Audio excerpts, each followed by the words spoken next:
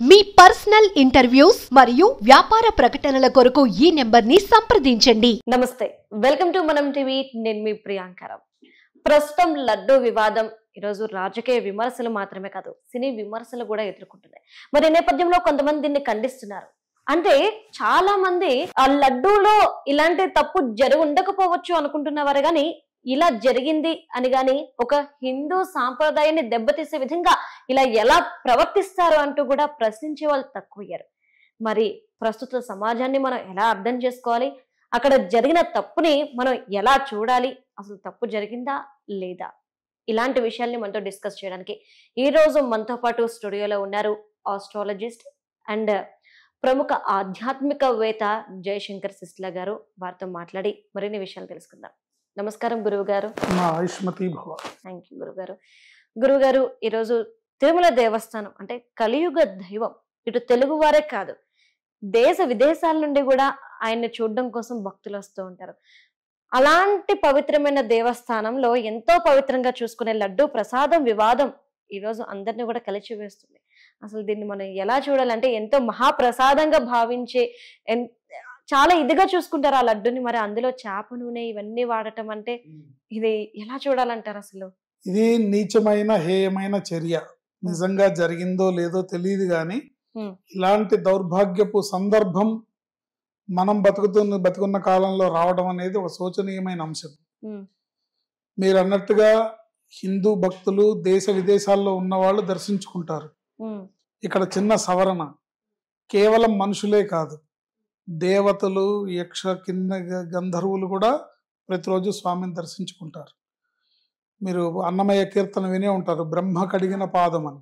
అంటే బ్రహ్మదేవుడు కడిగిన పాదం అది. కనుక దేవతలే సేవించుకునే ప్లేస్ ఆ వెంకటేశ్వర స్వామి, దేవతలే సేవించుకునే స్వామి.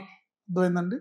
ఇలాంటి దుశ్చర్యలు, ఇలాంటి పరిస్థితి రావడం నిజంగా హైందవ మతంలో హిందువుల యొక్క డివైడ్ అండ్ రూల్, అంటే భిన్నత్వంలో ఏకత్వం అని మనం ఎలా అయితే మనం అందరినీ ఆదరిస్తామో, ఇవాళ మనకు అదే గొడ్డలు పెట్టులాగా మన ఇంటి చూరికి మనమే నిప్పింటించుకున్నట్టుగా ఇలా తయారైంది. ఎందుకంటే అనేక రకాల ఏ మత సంస్థల్లో కూడా ఆ మతానికి సంబంధించిన వాళ్ళే ఉంటారు, ఇతర మతస్థులు ఉండరు. కానీ ఇక్కడికి వచ్చేసరికి గవర్నమెంట్ జీవో ప్రకారం అన్నట్టుగా అన్యమతస్థులు కూడా తిరుమలలో ఉద్యోగాలు చేస్తున్నారు. ఉద్యోగం చేసినప్పుడు నామం పెట్టుకుంటారు, కిందకి దిగంగానే చర్చికి వెళ్తారు. ఇలాంటి మనుషులు చాలా మంది ఉన్నారు. దేవుడు అంటే భయము భక్తి లేని మనుషుల మధ్యలో మనం బతుకుతున్నాం. అలాంటి కాలంలో మనం బతుకుతున్నాం. ఎవరు చేసినా ఇది చాలా హేయమైన చర్య. దీనికి తగిన విధంగా అన్ని రకాల జాగ్రత్తలు తీసుకోవాలి. అన్ని రకాల నాణ్యత ప్రమాణాలని పాటిస్తూ ఆచారము, సిద్ధాంతము, వైదిక ఆచారము, ఆగమ శాస్త్రము ఏం చెబుతోందో ఆ ప్రకారం పెద్దల సలహా తీసుకొని ఆ ప్రకారం దీన్ని చేయాల్సిన అవసరం ఉంటుంది. ఎందుకంటే స్వచ్ఛమైన నెయ్యి, నెయ్యి అంటే ఆవు నెయ్యి, ఆవు నెయ్యి అంటే దేశీవాళీ ఆవు నెయ్యి. కనీసం 3,000 రూపాయలు లేనిదే 1 లీటర్ నెయ్యి రాని పరిస్థితి ప్రస్తుతం. అలాంటిది వీళ్ళు 300కి 400కి కొంటే ఇలాంటి నాణ్యత కలిగిన వస్తువులే స్వామివారికి చేరుకుంటాయి. సో దీనికి శాశ్వతమైన పరిష్కారం ఆలోచించాలి. స్వామివారికి సమర్పించే దాంట్లో పూర్తి నాణ్యత ప్రమాణాలని పాటించాలి. అందుకు తగిన చర్యలు ప్రతి దశలోనూ తీసుకోవాల్సిన అవసరం ఉంది. ఆ భగవంతుడికి సంబంధించి ఆయన పేదవాడు కాదు, richest deity in the world. ధనికుడైన దేవుడు ఆయన. నిత్యము 3-4 కోట్ల రూపాయల ఆదాయం ఉన్న దేవుడు ఆయన. సో అలాంటి ఆయనకి ఇలాంటి అపచారాలు జరగకూడదు. జరిగితే ఏమవుతుంది మీరు అడగచ్చు నన్ను. ఇలా అపచారం జరిగితే ఏమవుతుంది అంటే, ప్రత్యక్షంగా కానీ పరోక్షంగా కానీ ఎవరైతే ఇన్వాల్వ్ అయి ఉన్నారో వాళ్ళందరూ కూడా శిక్షింపబడతారు. వంశాలు నాశనం అయిపోతాయి, నిర్వీర్యం అయిపోతాయి. ఇది నేను శాపంగా అంటున్న మాట కాదు, జరగబోయే వాస్తవం, జరుగుతున్న సత్యం. ఎప్పుడు వెంకటేశ్వర స్వామి జోలికి వెళ్ళినా కూడా ఎవరు బతికి పట్టకట్టిన వాళ్ళు లేరు. ఏంటి, ఆయనతో ఆటలాడకూడదు, ఎందుకంటే కలియుగంలో ప్రత్యక్ష దైవం ఆయన. సాక్షాత్తు వైకుంఠం నుంచి తిరుమలలో క్రీడాచలం అంటారు, వరాహ పురాణంలో తిరుమలని క్రీడాచలం అంటారు. ఆ క్రీడాచలం మీద ఆయన నేను ఇక్కడ ఉంటాను, నాకు ఇక్కడ వాతావరణం బాగుంది, ఈ ప్రదేశం నాకు నచ్చింది అని తాను సృష్టించిన జగత్తులో తాను ముచ్చటపడి అక్కడ వెలిచాడు ఆయన. కనుక ఎవరు కూడా టేక్ ఇట్ గ్రాంట్గా తీసుకోవద్దు. హైందవ మతం అనేది, సనాతన ధర్మం అనేది, ఈ సనాతన సంస్కృతి అనేది చాలా విశేషమైంది. దీన్ని తీసుకొని మీరు వ్యాపారాత్మకంగా లేదా దేవుడు చూశాడా పెట్టాడా, ఎన్ని కిలోలను కొంటాం, ఎంతను పెట్టుకుంటాం అని మీరు ఒక వ్యాపార సంస్థకి చేసినట్టుగా, ఇప్పుడు ఒక స్వీట్ షాప్ పెట్టారనుకోండి, ఆ స్వీట్ షాప్ వాళ్ళు నాణ్యమైన నెయ్యి ఎక్కడ తక్కువ దొరుకుతుందో వెతికి కొంటారు. నాణ్యమైన చక్కెర ఎక్కడ తక్కువ దొరుకుతుందో అక్కడ వెతికి కొంటారు.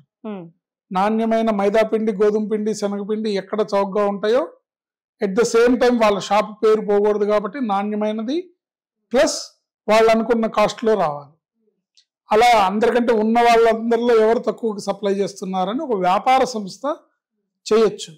కానీ దేవుడికి సంబంధించిన మటుకు మీరు కాస్ట్ని కాకుండా అక్కడ పవిత్రతకి, నాణ్యతకి, శుద్ధతకి విలువ ఇవ్వాలి.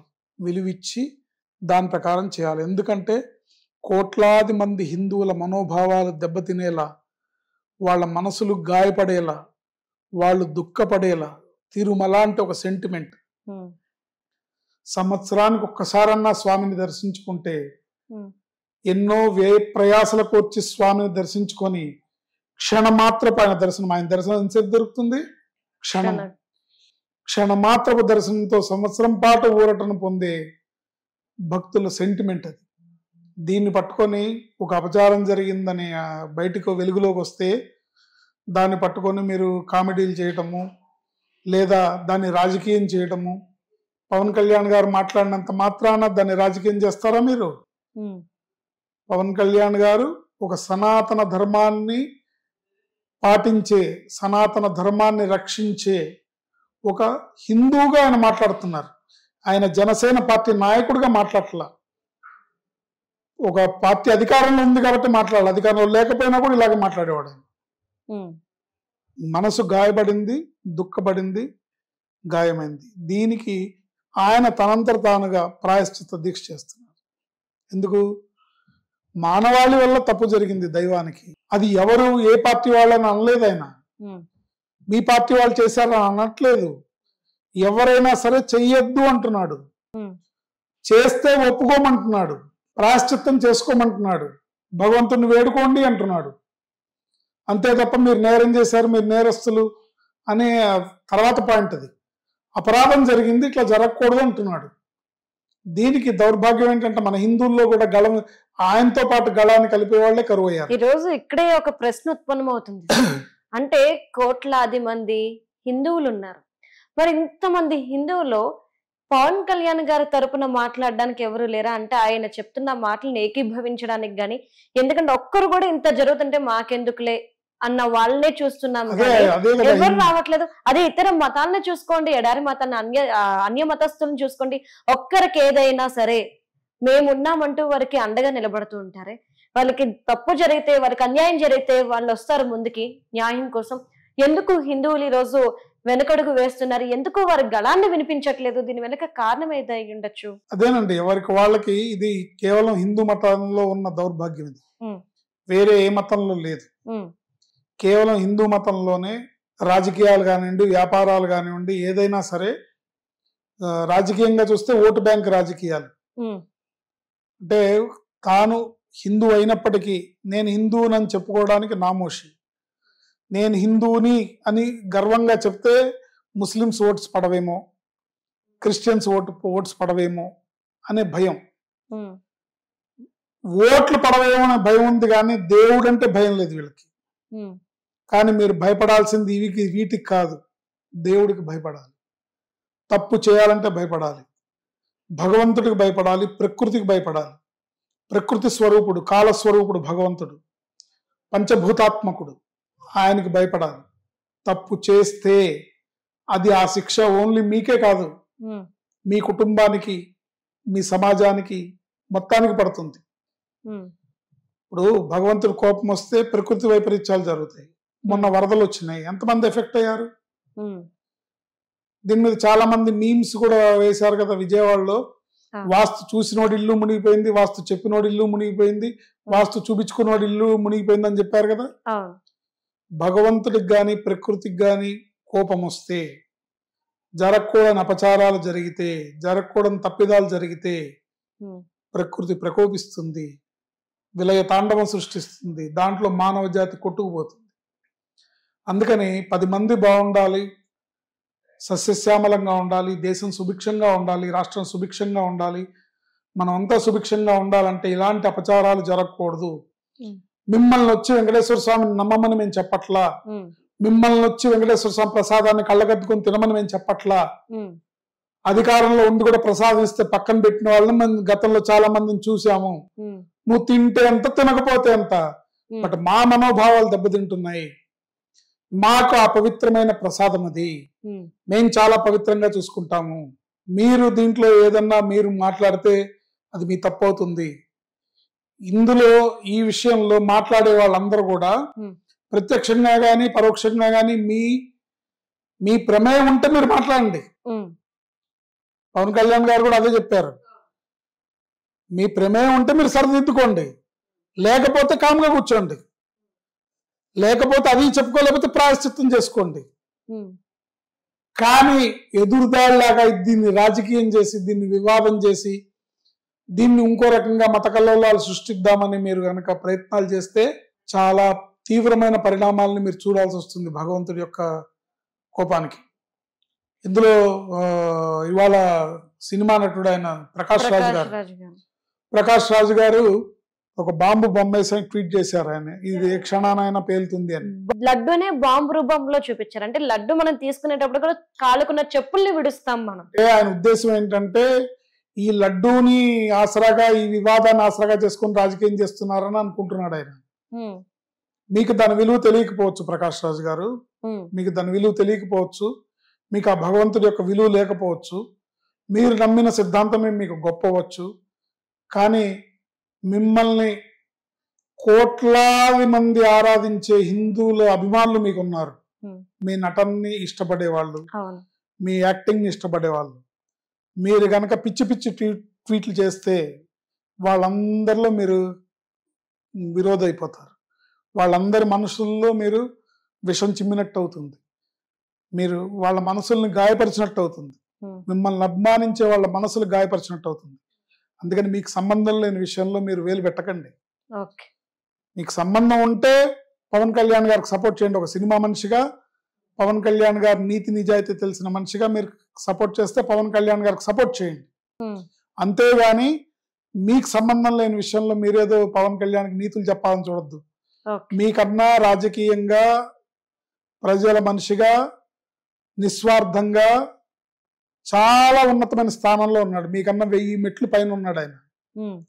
ఆయన్ని చూసి మీరు ఏదైనా విమర్శించాలని, ఉమ్మేయాలని అనుకుంటే ఎవరైతే వాళ్ళ మీద, వాళ్ళ మొహం మీదే పడుతుంది. కనుక తస్మాత్ జాగ్రత్త. సార్, అంటే ఈరోజు ప్రకాష్ రాజ్ గారి గురించి మాట్లాడట్లేదు. కార్తీ తమిళ నటుడు, సూర్య గారి తమ్ముడు, ఈయన మనందరికీ తెలిసింది. ఈరోజు ఆయన సినిమాకి సంబంధించిన ఒక ఈవెంట్ లో లడ్డు గురించి ప్రస్తావన వచ్చినప్పుడు చాలా సెన్సిటివ్ విషయం, మనం మాట్లాడకూడదు అన్నారు. అంటే ఆయన ఒక హిందువు కాదా? హిందువు విషయంలో ఈ రోజు జరిగినప్పుడు ప్రశ్నించే స్వచ్ఛమైన బ్రాహ్మణ కుటుంబం వాళ్ళది. బ్రాహ్మణ కుటుంబం అంటే కాకపోతే ఏంటంటే ఒక హీరోగా, ఒక సెలబ్రిటీ స్టేటస్ లో, ఒక ఐశ్వర్యాన్ని అనుభవిస్తూ భగవంతుడు ఇచ్చిన దాన్ని గుర్తించలేని మూర్ఖత్వంలో ఉన్నారు వాళ్ళంతా. భగవంతుడు నీకు ఇచ్చిన ఐశ్వర్యాన్ని నువ్వు గుర్తించలేని మూర్ఖత్వపు స్థితిలో ఉన్నావు నువ్వు. ఇది సెన్సిటివ్ మ్యాటర్ మాట్లాడకూడదు. ఇది సెన్సిటివ్ మ్యాటర్ కాదు, ఇది చాలా వాల్యుబుల్ మ్యాటర్. ఇప్పుడు అదే ఫంక్షన్ లో ఆయన లడ్డు కావాలా నాయన అని యాంకర్ అడిగితే ఈయన ఏం చెప్పుండొచ్చు? అమ్మ, లడ్డు అంటే పరమ పవిత్రమైంది, లడ్డు అంటే నాకు గుర్తొచ్చేది తిరుపతి లడ్డు, ఆ లడ్డు కావాలమ్మా అని ఉండొచ్చు ఆయన కదా. ఇది సెన్సిటివ్ మ్యాటర్, మనం మాట్లాడకూడదు అని అనకూడదు. లడ్డు కావాలా అంటే నాకు తిరుపతి లడ్డు కావాలండి, నాకు వెంకటేశ్వర స్వామి లడ్డు కావాలని ఉంటే నువ్వు ఎక్కడో ఉండేవాడివి. సంస్కారం ఏమైంది? మాటల్లో సంస్కారత లోపిస్తుంది, హుందాగా మాట్లాడే మనుషులు కరువు అవుతున్నారు. ఏమైంది నీ బ్యాక్గ్రౌండ్, నీ సంస్కారం, నీ ఇదేనా నువ్వు పెరిగిన విధానం? సో ఎవరైనా సరే ఈ లడ్డు విషయంలో దీన్ని రాజకీయంగా కానీ ఇంకో కోణంలో కానీ మీరు చూడకుండా ఇది భగవంతుడికి సంబంధించిన విషయంగా, కోట్లాది మంది హిందువుల మనోభావాలకు సంబంధించిన విషయంగా మీరు దీన్ని పరిగణిస్తూ చేతనైతే పవన్ కళ్యాణ్ గారు లాంటి వ్యక్తికి, అలాంటి నాయకుడికి మీరు మద్దతు ఇవ్వండి. లేదంటే నోరు మూసుకొని మీ ఇంట్లో కూర్చోండి. మిమ్మల్ని ఎవరు రోడ్డు మీదకి వచ్చి మాట్లాడమల్లా. అప్పుడు నువ్వు భక్తుడు అని చెప్పుకోవద్దు, నువ్వు భక్తుడిగా పరిగణింపబడవు. అంటే నీకు కష్టం వస్తే ఏడుకొండలవాడా వెంకటరమణ నన్ను రక్షించు కాపాడు అంటావా? ఆయన కష్టం వస్తే నువ్వు ఇంట్లో దాక్కుంటావా? పవన్ కళ్యాణ్ గారు లాంటి రాజకీయ నాయకుడు, పవన్ కళ్యాణ్ గారు లాంటి ప్రజాసేవకుడు ఈ కాలంలో ఉండడం కొద్దో గొప్ప ఆంధ్రప్రదేశ్ చేసుకున్న అదృష్టంగా భావించవచ్చు. ఉన్న అనేక రకాల దురదృష్టాల్లో ప్రకృతి వైపరీత్యాలు, పంటలు లేవు, అభివృద్ధి లేదు, ఇన్ని రకాల బ్యాడ్ లక్కుల్లో ఈ ఆంధ్రప్రదేశ్కి దొరికిన అదృష్టం, వరం పవన్ కళ్యాణ్ గారు. అలాంటి నాయకుడికి మద్దతుగా నిలబడాలి. ఇది రాజకీయాలకు సంబంధం లేదు, ఏ పార్టీకి సంబంధం లేదు, ఓన్లీ హిందూ మతానికి సనాతన ధర్మానికి సంబంధించిన అంశం. మీకు చేతనైతే ఆయనకి మద్దతు ఇవ్వాలి. ప్రతి హిందువు ప్రాయశ్చిత్తం చేసుకోవాలి. అంటే మనం తప్పు చేస్తేనే మనం ప్రాయశ్చిత్తం అని కాదు అర్థం. అక్కడ స్వామి తెలిసి తెలియక చేసిన పాపాలని క్షమించమని మనం స్వామిని అడుగుతాం. మానవాళ్ళంతా మనమంతా ఒకటే కాబట్టి ఎవరో చేసిన తప్పు మనకు సంబంధం లేదని మనం అనుకోకూడదు. ఇలాంటి అపచారం ఈ యుగంలో జరిగింది కాబట్టి స్వామి కోపగించుకోకుండా మానవాళ్ళని రక్షించు, సర్వే జన సుఖినో భవంతు అనేది మన హైందవ తత్వం. మన సనాతన ధర్మం చెప్పేది సర్వే జన సుఖినో భవంతు అన్నారు. అందుకనే అందరూ సుఖంగా ఉండాలనే పవన్ కళ్యాణ్ గారు, ఆయన చేయలేదు కదా తప్పు. మరి ప్రాయశ్చిత్త దీక్ష ఆయన ఎందుకు చేస్తున్నాడు? గుడి మెట్లు ఆయన ఎందుకు అడుగుతున్నాడు? దైవానికి ఆగ్రహం రావద్దు, దైవానికి అపచారం జరగకూడదు అనే ఉద్దేశంతో ఆయన ఈ పని చేస్తున్నాడు. ఈ మాత్రం అర్థం చేసుకోలేని కుసంస్కారులుగా మీరు మిగిలిపోతారు. ప్రజలు అన్ని గమనిస్తున్నారు. ప్రజలు అమాయకులు కాదు. ప్రజలు ప్రతి విషయాన్ని స్పష్టంగా గమనిస్తున్నారు. ఎవరు ఏం మాట్లాడుతున్నారు, ఎవరు ఎంత నిస్వార్థంగా చేస్తున్నారు, ఎవరు స్వార్థపూరితంగా స్టేట్మెంట్లు ఇస్తున్నారు, ఎవరు స్వార్థపూరితంగా వ్యవహరిస్తున్నారు అన్ని చూస్తున్నారు ప్రజలు. ఆఖరికి మీరు బఫ్ఫన్స్ అయిపోతారు. ఇప్పుడు 5 ఏళ్ళు 10 ఏళ్లుగా పవన్ కళ్యాణ్ తిట్టిన వాళ్ళందరూ ఇవాళ జోకర్లు అయ్యారు తప్ప హీరో రావలేదే. ఆయన హీరో అయ్యాడు. అర్థమైందా? అంటే నేను ఇది పవన్ కళ్యాణ్కి మద్దతుగా, లేకపోతే ఆయనకి సపోర్ట్ గా, లేకపోతే ఆయన తరఫున, లేకపోతే ఆయన పార్టీనో, ఆయన అభిమానో కాదు నేను.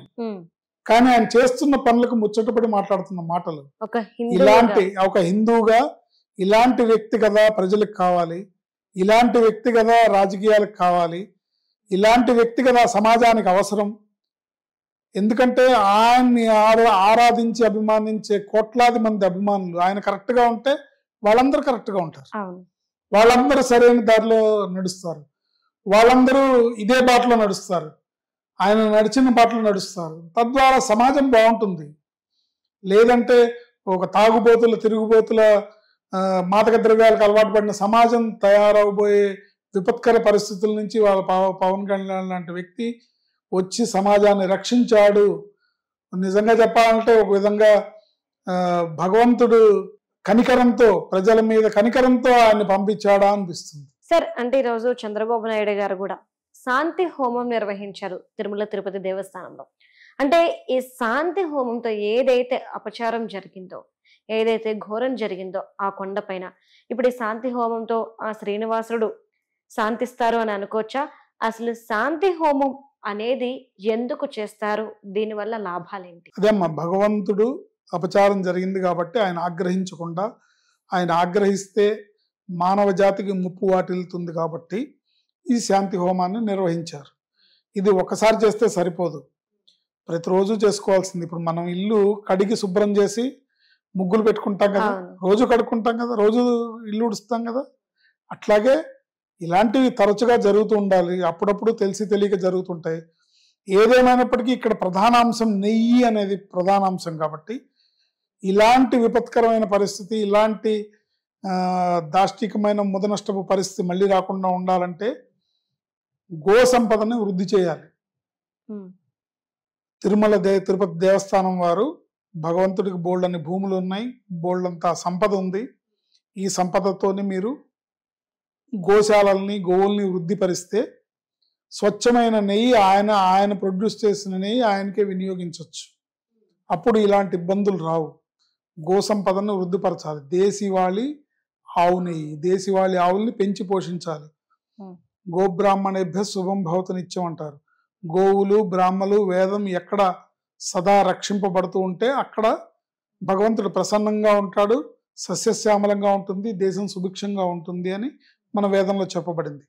ఆ ప్రకారమే జరగాలి. అందుకు భిన్నంగా జరిగితే తప్పవు. ఎక్కడైనా ఏ ఏ ఏ సమాజమైనా ఏ దేశమైనా ఏ రాష్ట్రమైనా ఇబ్బంది పడక తప్పదు. కనుక మనం హైందవ మతాన్ని సనాతన ధర్మాన్ని పాటించే వాళ్ళుగా పవన్ కళ్యాణ్ గారు చెప్పినట్టుగా దీని అంతటికీ శాశ్వతమైన పరిష్కారం కావాలంటే సనాతన ధర్మ పరిరక్షణ బోర్డు అనేది ఒకటి ఏర్పడాలి. దాంట్లో మఠాధిపతులు పీఠాధిపతులు స్వామీజీలు సభ్యులుగా ఉండి వాళ్ళ సలహాల సూచనల మేరకు పూజలు ఉపచారాలు ఇవి జరుగుతూ ఉండాలి. అంతే తప్ప దీంట్లో బిజినెస్ పీపుల్ ఇన్వాల్వ్ అయ్యి రాజకీయ నాయకులు ఇన్వాల్వ్ అయ్యి వాళ్ళ పరిపాలనలో ఉంటే గనక అవి వాళ్ళ అప్లికేషన్స్కి వాళ్ళ దర్శనాల టికెట్లకి వాళ్ళ మనుషులు వస్తే దర్శనాలు చేయించుకోవడానికి లేకపోతే విఐపీల సేవ చేయడానికి పనికొస్తాయి తప్ప భక్తులకి భగవంతుడికి తర్వాత హైందవ సమాజానికి ఉపయోగం లేదు. కనుక ఈ సనాతన ధర్మ పరిరక్షణ బోర్డు అనేది పవన్ కళ్యాణ్ గారు చెప్పినట్టుగా ఏర్పడాలి.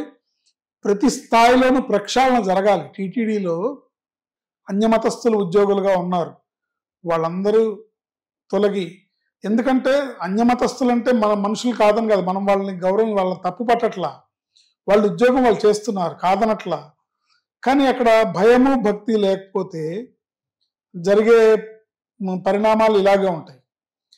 భగవంతుడి దగ్గర ఇప్పుడు ఎక్కడో ఏ విశాఖపట్నం నుంచో శ్రీకాకుళం నుంచో ఇచ్చాపురం నుంచో హైదరాబాద్ నుంచో ఎక్కడెక్కడి నుంచో ప్రజలు ఆ దేవదేవుని దర్శించుకోవడానికి తిరుమల వస్తారు. బట్ అక్కడే ఆయన సన్నిధిలో పనిచేసే వాళ్ళకి దాని విలువ తెలియకపోతే 24 గంటలు నువ్వు ఆయన్ని చూస్తూ ఆయన సేవలో నువ్వు పనిచేస్తున్నావు అనుకో, సో దాని విలువ నీకు తెలియకపోతే అది నువ్వు టేకిట గ్రాంట్ గా తీసుకుంటే దాన్ని నువ్వు కేవలం నీ కడుపు నింపుకోవడానికి నీ జీవన భృతిగా ఉపయోగించుకుంటే భక్తి ఉండాలి. ఆఫ్టర్ ఆల్ ఒక జీతం ఇచ్చే యజమానికి మనం భయపడతామే, బతుకునిచ్చే దేవదేవుడికి భయపడకపోతే ఎట్లా? భయపడాలి, లేకపోతే వంశాలు నిర్వీర్యమైపోతాయి. భక్తితో పాటు భయం కూడా ఉండాలి. ప్రతి స్థాయిలోనూ టీటీడీలో ప్రక్షాళన జరగాలి.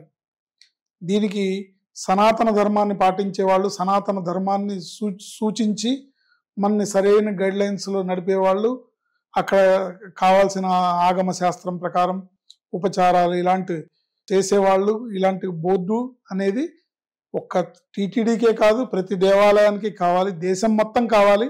కానీ ముఖ్యంగా మన 2 తెలుగు రాష్ట్రాల్లో కావాలి. సార్, అంటే ఈ రోజు మనకంటూ ఒక ప్రత్యేక చట్టం కావాలి, ప్రత్యేక వ్యవస్థ కావాలి అని మనం కోరుకుంటున్నాం.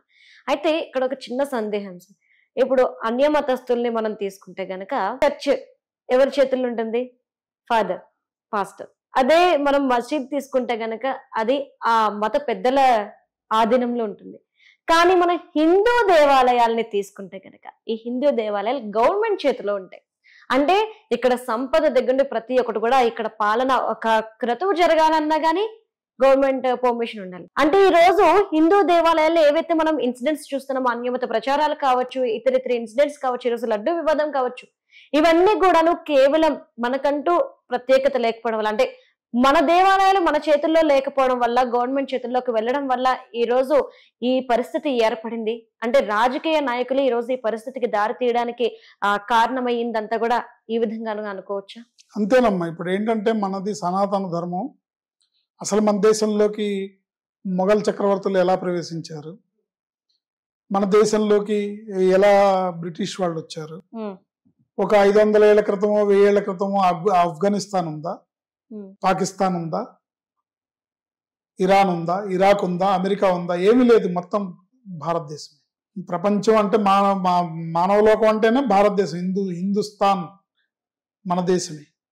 ఇక్కడ మనకి ప్రతి వాళ్ళని అక్కును చేర్చుకునే సంస్కృతి మన పెద్దవాళ్ళు మనకేం నేర్పించారంటే, నువ్వు అందరినీ గౌరవించు, అందరినీ ప్రేమించు, అందరిని దగ్గరికి తీసుకో, తోటివాడికి సహాయం చేయి, తోటివాడికి ముద్ద పెట్టు అనే సంస్కృతిలో మనం పెరిగాము. అలా పెరగడం వల్లే విదేశాల నుంచి వచ్చిన ఈ సంస్కృతులన్నీ కూడా ఇవాళ మన నెత్తి మీద ఎక్కి పిండి కొడుతున్నాయి. సో ఈ మిగిలిన కొద్ది దాన్ని కూడా మనం రక్షించుకోవాలంటే ఇకనైనా మేలుకోపోతే, ఓ హిందూ మేలుకో, మేలుకోపోతే శాశ్వత నిద్రపోవాల్సి వస్తుంది. కుంభకర్ణుల్లాగా నిద్రపోతూ ఉంటే శాశ్వత నిద్రలోకి వెళ్లాల్సి వస్తుంది. ఎందుకంటే ఈ మిగిలిన ఈ ఒక్క భారతదేశం ముక్క కూడా మన హిందూ దేశం కింద మిగలకుండా పోతుంది. ఇప్పుడు దీనికి కారణం ఏంటంటే, మీరు అడిగినట్టుగా ఏ మత సంస్థల్లోనూ వేరే వాళ్ళ ప్రమేయం ఏది ఉండదు, కేవలం హిందూ మతస్థులు. అంటే నెంబర్ 1 అక్కడ ఆదాయం పెద్దగా రెగ్యులర్గా ఏమి ఉండదు.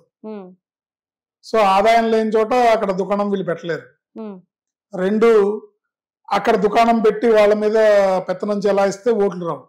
సో ఈ 2 కారణాలు, ఇక్కడ వీళ్ళంటే నిజమైన గొర్రెలు హిందువులే అని భావించాల్సి వస్తుంది. సో ఇక్కడ పెత్తనము చెలాయిస్తారు, ఇక్కడ ఆదాయం ఉంది. ఏంటి మనలో మనమే ముసుగేసుకొని మన వాళ్ళలాగానే ఉంటూ, మన పక్కనే ఉంటూ, మన ఇంట్లోనే ఉంటూ దెబ్బతీసే మూకలు తయారైనాయి.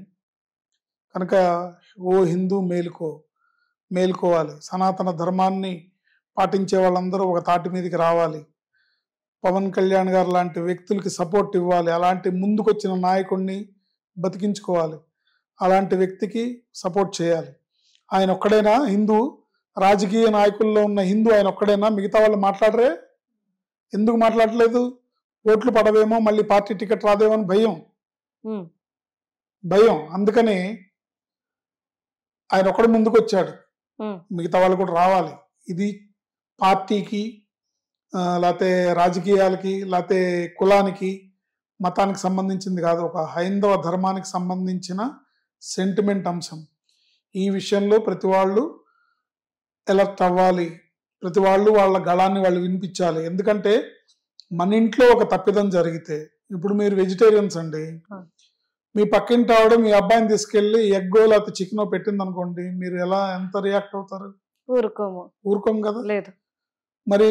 అంటే మీ కొడుక్కి ఇబ్బంది వస్తే మీరు ఊరుకోరు, దైవానికి ఇబ్బంది వచ్చినా పర్వాలేదు, దైవానికి అపరాధం జరిగినా పర్వాలేదా? ఇదే ఇవాళ పవన్ కళ్యాణ్ గారు రియాక్ట్ అవ్వడానికి కారణం.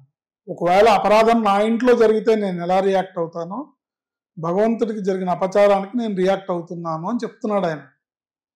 అలాంటి నాయకుడికి మనం మద్దతు తెలపాలి. ప్రతి ఒక్క హిందువు కూడా వాళ్ళ గళాన్ని విప్పాలి, వాళ్ళ మద్దతును తెలియజేయాలి. ఎందుకంటే దీన్ని ప్రశ్నించకపోతే ఇది ఇక్కడతో ఆగదు. ప్రతి స్థాయిలోనూ ఏదో ఒక అపరాధం వస్తూనే ఉంటుంది. ఎందుకంటే టేక్ ఇట్ గ్రాంట్గా తీసుకుంటే మనకు తెలిసింది లడ్డు ఒకటే, తెలియని ఎన్ని ఉన్నాయో తెలియదు కదా. అందుకని ఇది పద్ధతిగా జరగాలంటే మత పెద్దలు, గురువులు, పీఠాధిపతులు, మఠాధిపతులు, ఆధ్యాత్మికవేత్తలు పరిపాలనలో భాగం అవ్వాలి.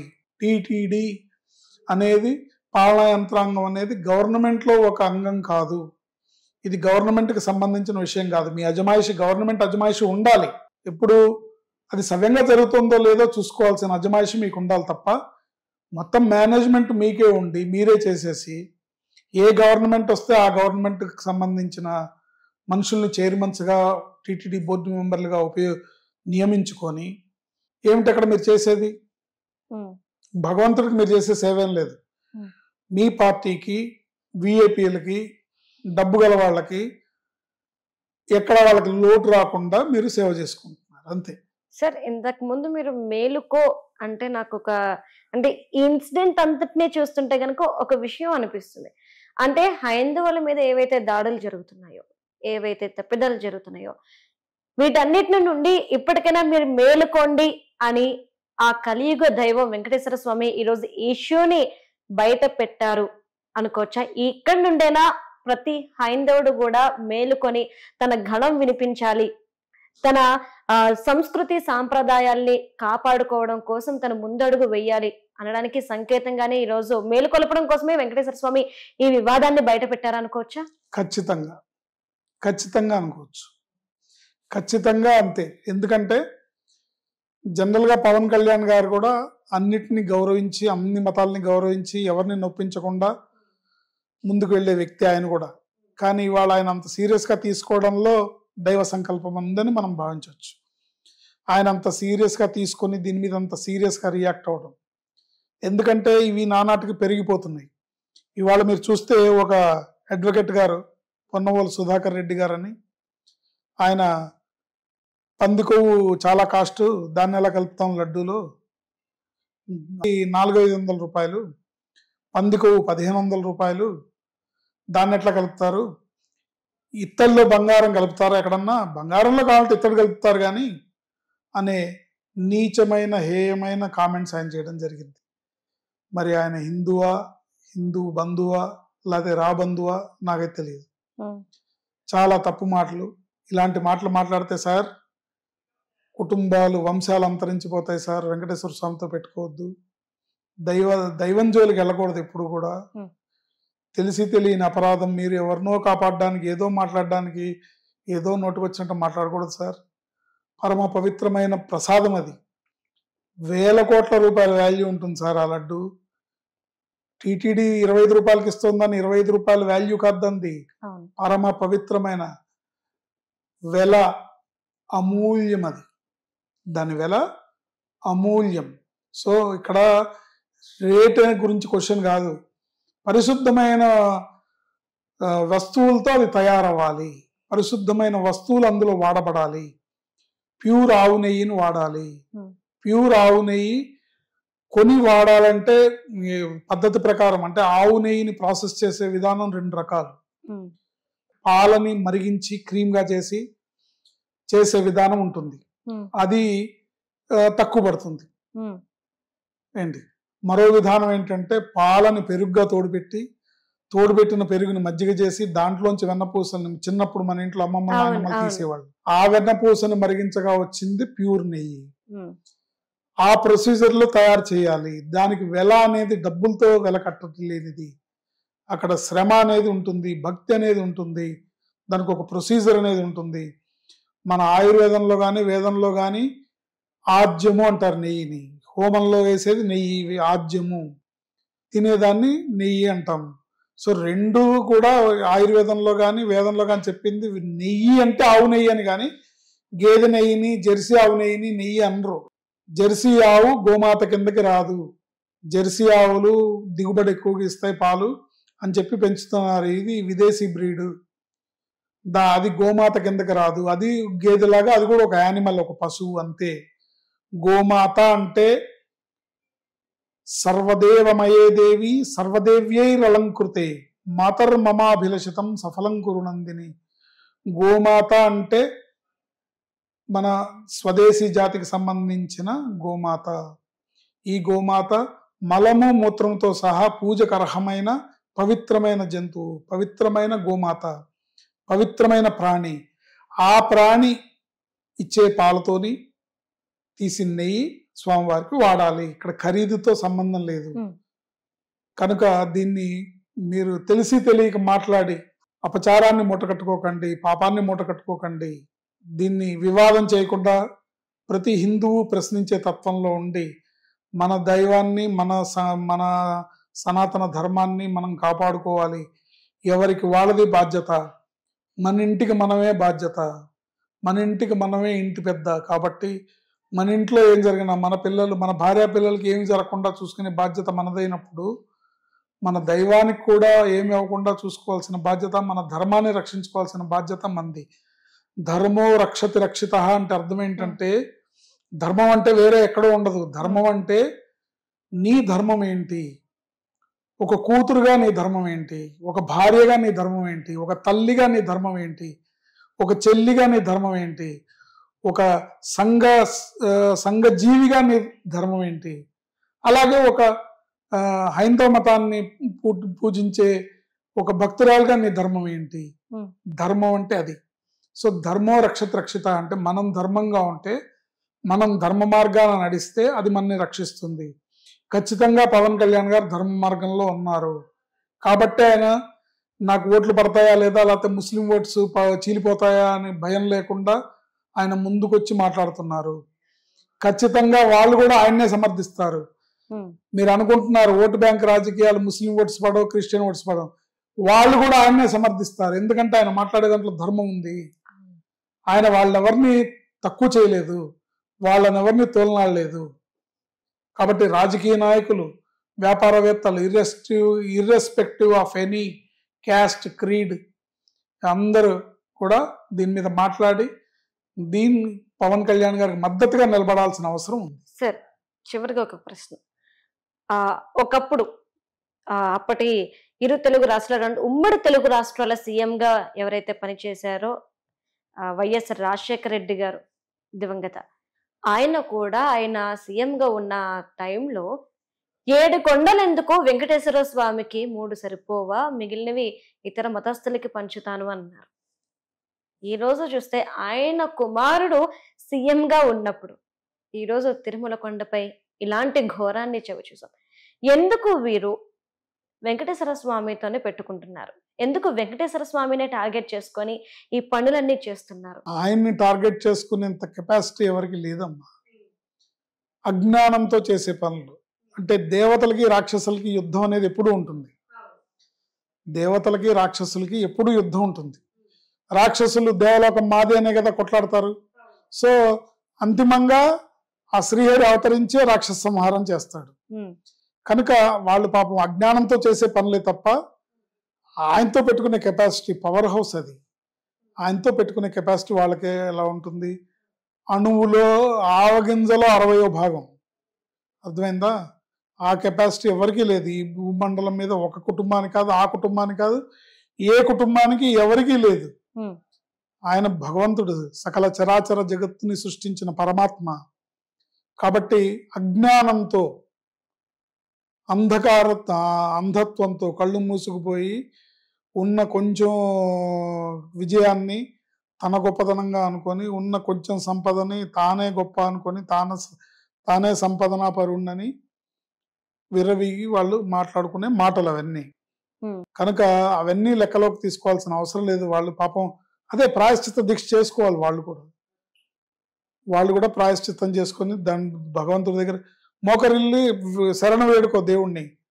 వెంకటేశ్వర స్వామిని శరణ వేడుకోకల్లా, నీ జీసస్ ముందు శరణ వేడుకో, తప్పు జరిగిందని. భగవంతుడు ఏ రూపంలో ఉన్నా భగవంతుడే. కానీ ఇక్కడ మనం హిందూగా మనం మాట్లాడేది, మనం కొలిచే దేవుడు ఆయన. కాబట్టి దీని విషయంలో మీరు మాట్లాడకూడదు, మీరు తప్పు చేయకూడదు, మీరు అపరాధం చేయకూడదు, అపచారం చేయకూడదు. జరగడం వల్ల నష్టపోయేది మీరే. తస్మాత్ జాగ్రత్త. గురుగారు చాలా చక్కగా ఉన్న సందేహాలన్నిటినీ కూడా నివృత్తి చేశారు. అంటే దీక్ష దగ్గర నుండి హోమం వరకు ఇప్పుడు జరుగుతున్న ఇష్యూస్ ని కూడా ఎలా చూడాలి, రాజకీయంగానా లేదంటే మనం మేలుకోవడం కోసమా అనే విషయాన్ని చాలా క్లుప్తంగా వివరించారు. ధన్యవాదాలు గురుగారు. ఆయుష్మతి భవ.